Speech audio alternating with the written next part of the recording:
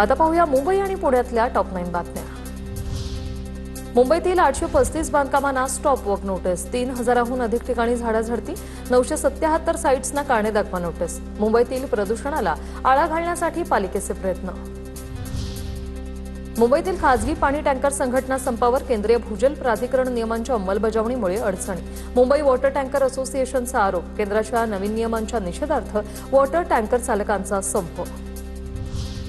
मुंबईतील मेट्रो वनच्या सेवेला 12 वर्ष पूर्ण, वर्सोवा ते घाटकोपर दरम्यान धावणाऱ्या मुंबई मेट्रो वनची प्रवासी संख्या 125 कोटींवर, एका दिवसात 5.79 लाख प्रवाशांच्या प्रवासाचा विक्रम।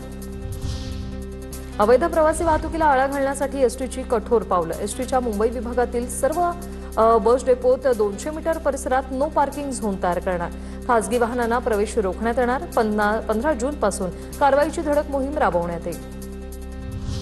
बेस्टकडून 400 सीएनजी बस गाड्यांची तपासणी, आगीच्या घटना टाळण्यासाठी खबरदारी। बेस्ट उपक्रमाच्या ताफ्यात टाटा कंपनीच्या मातेश्वरी कंत्राटदाराच्या 400 बसेस भाडेतत्वावर। मेस्सीची टीम जिंकू दे रे देवा, मुंबईतील तरुणाचं सिद्धिविनायकाला साकडं। सिद्धिविनायकाकडे मागितला अर्जेंटिनाचा विजय। 11 जूनपासून फिफा विश्वचषक सुरू होणार आहे। पीएमपीएमएलच्या प्रत्येक बसमध्ये सीसीटीव्ही कॅमेरे बसवले जाणार, पीएमपीएमएलचे संचालक महेश आव्हाड यांची माहिती। नागरिकांच्या तक्रारी, अपघाताचं निराकरण यांचं नेमकं कारण शोधण्यासाठी बसवले जाणार कॅमेरे। पुण्याच्या पुरंदर विमानतळासाठी आतापर्यंत 60% भूसंपादन पूर्ण, 900 कोटींचं वाटप करण्यात आल्याची माहिती, तर 10 जून भूसंपादनाची अंतिम मुदत।